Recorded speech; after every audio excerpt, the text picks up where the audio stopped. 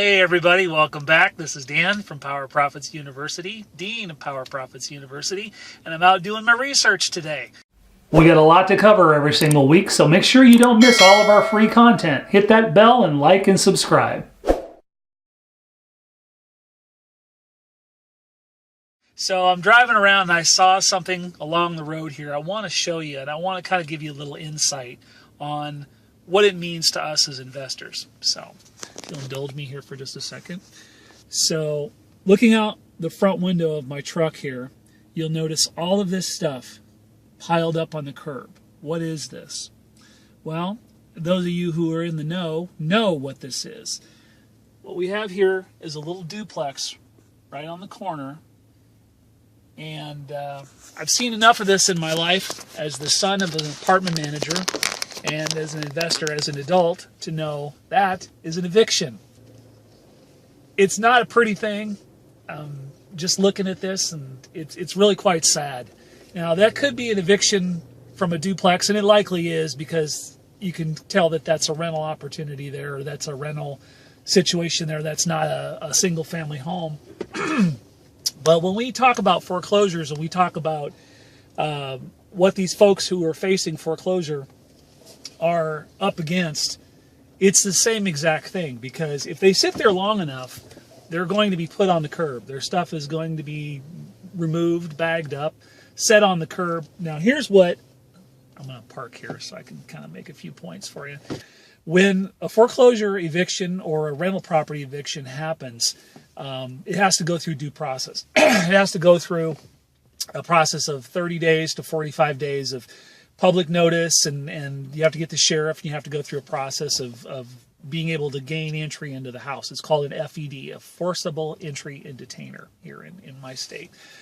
Might be called something different in your state, but basically the process is always the same. You have to file paperwork, you have to go in front of a judge, say these folks aren't paying us, or they're in my property without my permission, and you can't just kick the door in as an investor and say, get out of my house. I've seen that happen, by the way, with some neophyte investors, and believe me, it's not a pretty situation. In fact, some laws are being broken, and in fact, it might be your property, but if you don't follow due process, you can end up on the wrong side of the law, doing what you think is the right thing. So anyway, I digress. Let me get back here to this. So what happens with this stuff is these are people who are obviously in bad times. They can't make their payments or won't make their payments or whatever. And so obviously if they can't make their payments, they certainly can't rent a U-Haul and pack up and move somewhere else most often. So bad goes to worse, and process runs its course, and their stuff ends up on the porch or on the front lawn. And it's everything. It's not select stuff. It's big screen TVs and clothes and kids' toys and, valuable memories and photos. Everything that has to do with your life just ends up. And sometimes it can be really, really brutal, because if this happens during the wintertime, the snow's coming down, or during a rainy season, your stuff's getting all wet. It is unbelievably stressful for these people.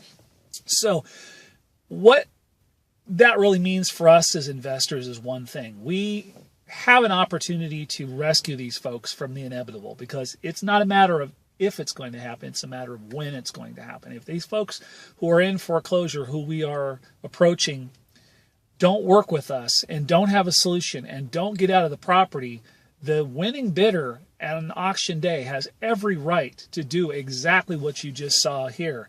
And it's amazing, because out of 100 people that I meet, probably a good 80 or 90 of them will not face the fact that that could ever possibly happen to them.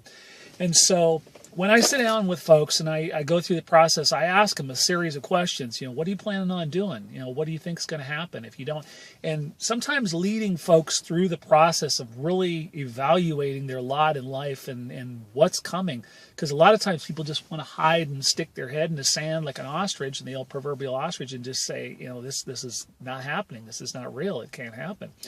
And so part of the process of sitting and talking with folks and listening to their situation is to lead them down a defined path of understanding the process of what will happen if they work with you, and what will happen if they don't, or what could potentially happen if they don't, or if they choose to ignore and do nothing.